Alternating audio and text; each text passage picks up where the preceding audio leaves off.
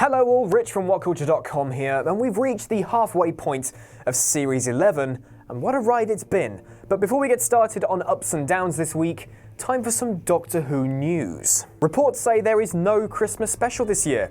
No, instead we're getting a New Year's special instead. Chibnall has said they were recording 11 episodes for a 10-episode series, so there's something special in the works. No confirmation from the BBC as of yet, so keep that in mind. If that news has already left you feeling deflated, let's talk about the Tsuranga Conundrum. Hey?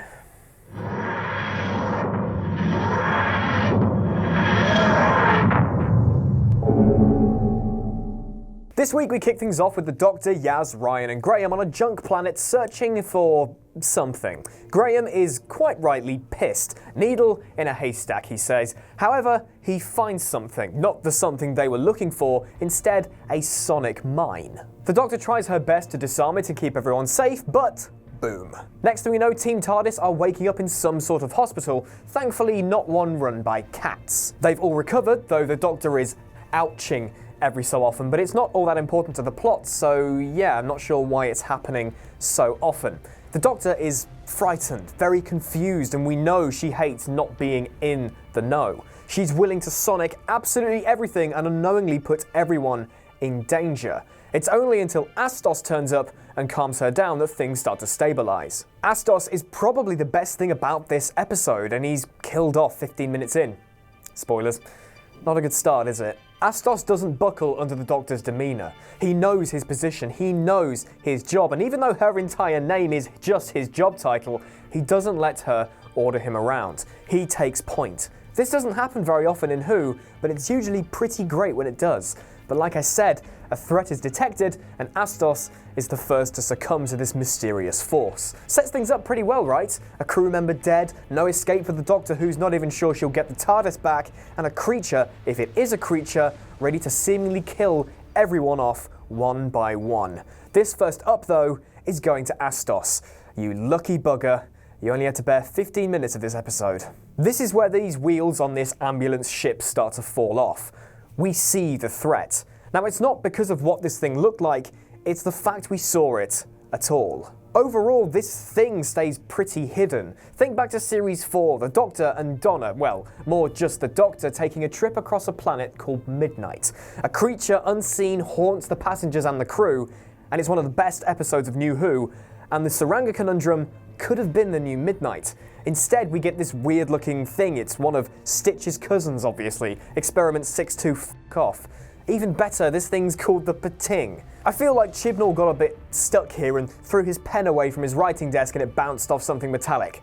Light bulb moment. Now what I will say is the CGI looked pretty good here, at least for Doctor Who. Otherwise, Pting was a bit of an odd one. It was cute. Kind of. The idea that this little bugger could consume and digest anything non-organic was quite interesting, and even with bug eyes and a tiny little butt, when it was screeching at the cast, it was kind of creepy. I mean, would you really want that thing in front of you squealing? No. I just don't think Pting's presence in this episode was executed particularly well. As I've said, I feel like this episode could have been much more frightening if the monster of the week remained completely hidden, much like the antagonist of Midnight. Killing off Astos sucked simply because he was a great character off the bat, but it sucked even more after Pting was revealed because the weight that early death brought upon this at the time unseen villain was completely undone as soon as we saw its tiny butt. He may have been cute, but other than merchandising potential and the fact that it got to number 2 on trending on Twitter, I don't really think Pting had much going for it. Up for the CGI, but down for the Pting himself. So all hell is breaking loose. The Pting is darting about the ship, eating things and breaking stuff left, right and centre. There's a bloke who's pregnant, a general whom the Doctor admires, her android servant, her engineer brother, and Astos' colleague Mabley, who's pretty new to all of this and doesn't believe in herself one bit. There's a lot of stuff to keep on top of here. That's where the next problem comes in with the Tsuranga Conundrum. The pacing. Before the revelation about why the Pting is wreaking havoc, which I'll get to shortly, as far as we know, it's picking off people one by one. So who's next? Who is the show pointing at to be the next victim of the Pting? Everyone, apparently. It goes from seemingly just Astos to everyone. There's no build to this moment. Everything comes down on the team at once. Of course, we didn't know that killing everyone wasn't the Pting's motives at the time, but leading the audience onto that being the case could have worked so much better than suddenly everyone being in danger. So first it's the Pting, then it's their own destination lashing back.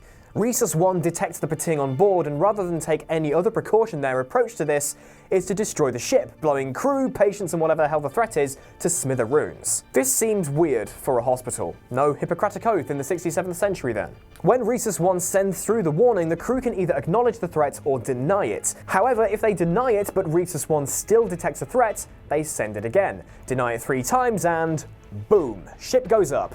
I felt like the big alarm and the big screens going all haywire could have been used a little better throughout the episode to build some more tension, but all those strikes happened at once.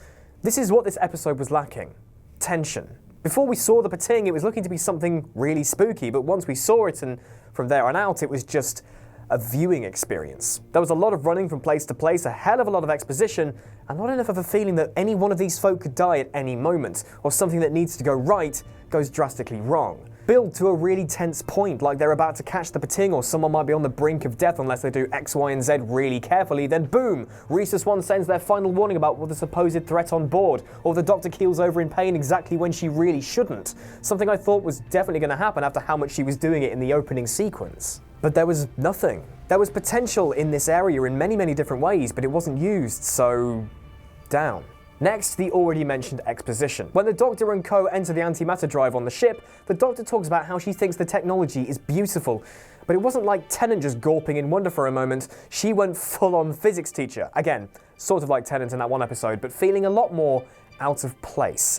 She explains how antimatter works to Yaz, who chimes in occasionally with her brief knowledge of, I'm guessing, GCSE physics, and in this supposedly threatening situation, it feels massively out of place. There is a time and a place to be educational, and when you've got some bug-eyed thing wanting to eat the floor, this definitely isn't the time.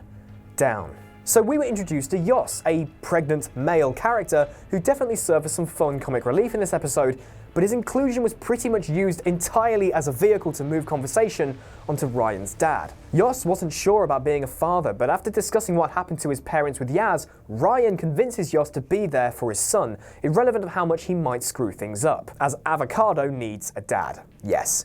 He called his son Avocado. I've been singing the praises for the companions throughout the series so far, but at the moment, Graham is the best developed, and he's still the best of the three. Ryan's brief run-in with his dad last week was well executed, and it led to a lovely moment between him and Graham, but this week it just felt shoehorned in and led to some pretty cheesy dialogue between him and Yos when he was giving birth, and another cringy brofist moment between him and Graham. It feels like Chibnall has bitten off a bit more than he can chew with 3 companions. Trying to develop all 3 simultaneously is quite a huge task, but after a good 4 episodes for Graham and the second of 2 for Ryan, so far it's only Yaz left who's still a little thin. Now, I'm afraid we're going to get 2 characters worth of development crammed into the next 4 or maybe 5 weeks. Might not work too well. Down. Next week's episode, Demons of the Punjab, will be revolving around Yaz's ancestry, so there's Yaz's development episode. Excellent. Finally, my last big issue with how this episode played out was the Doctor's revelation about the Pting. It's not wanting to just eat random stuff, it wants energy. This particular scene was, in my opinion, not a strict progression of cause to effect, but instead a big ball of wibbly-wobbly, timey-wimey shit. So Durkas is putting his sister Eve into a makeshift NuWho rig. She's suffering from pilot's heart and can't get too excited about anything, or her heart will cop out and she'll die. Durkas is monologuing away, mentioning the antimatter drive being guarded and hoping the Pting doesn't arrive and drain it. He has a long-awaited heart-to-heart with his sister and telling her that she's going to need every scrap of energy she has. The Doctor then sends off a false tracking signal to Rhesus 1 to mask the ship taking an illegal detour. Then she realises what Durkas was saying. All of these beats were fantastic, but they weren't executed in the right sequence. All the right notes, but not necessarily in the right order. Thanks to their placement, Durkas' comments about energy seemed so throwaway during the scene, I barely noticed them, thinking that the Doctor's eventual revelation came from literally nowhere. Only on my second viewing did I notice there was a trigger for it, but it wasn't present in the prime position. This scene wasn't executed brilliantly, and for such a big plot point, it should have been reordered and done better. Down. Okay, so I've been pretty negative on this episode so far, so let's look at some of the positives. I've mentioned the budget before, but the set on this week's episode was spectacular. The lighting, the pyrotechnics, the screens all around the ship, how clinical everything looked. There wasn't any part of this entire set that I didn't like. Even the doors looked robust and not at all cheap or wobbly. Got to give the set designer credit here. On the side of the narrative though, since this ship obviously wasn't huge, the threat feeling so close to home did contribute a little to that frightening factor. Up. John Jay got sick after writing 5. James Madison wrote 29. Hamilton wrote the other 51. 51.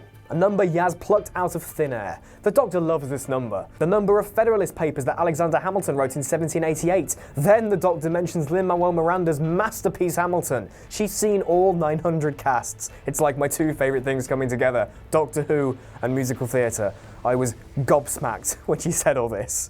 Up. Now, I wouldn't go as far as to say this was the worst episode of NuWho, like some are saying. I wouldn't even say that they should kill off Ryan and Yaz and just keep Graham. I mean, most things are tied up pretty nicely overall with this episode. It just didn't feel that perilous or even that scary. It's definitely the runs of the litter so far in terms of Series 11, and it does make me more concerned that this blunder was written by the head honcho himself. However, by the series finale, the next 4 episodes are entirely guest written. Now, this doesn't mean they're bound to be good, but it does make a nice change since there hopefully won't be any Chibnall around to taint the plot, but we'll have to wait and see. In the case of the Tsuranga Conundrum though, at least the ending of this episode didn't imply that the main non-Doctor, non-companion protagonist ended up face-f***ing a slab of concrete. I feel so bad with the kid who won that Blue Peter competition to design the Absorbaloff. I mean, they've got love and monsters on their shoulders. Sorry, kid. But that was the Tsuranga Conundrum. Let me know what you thought of this episode down in the comments section below. Did you love it or did you absolutely hate it? I'm kind of in this weird middle ground. I appreciate what it did right, but I'm very, very aware of the things it didn't. It did make me feel a little deflated afterward though. I'll say that. Don't forget to subscribe to the What Culture YouTube channel for more videos every single day, and of course whatculture.com is open 24/7 for lists, news and quizzes revolving around anything and everything in the known and unknown universe. I'm Rich, you can follow me on Twitter at PickupChangeToe, and I'll see you next week.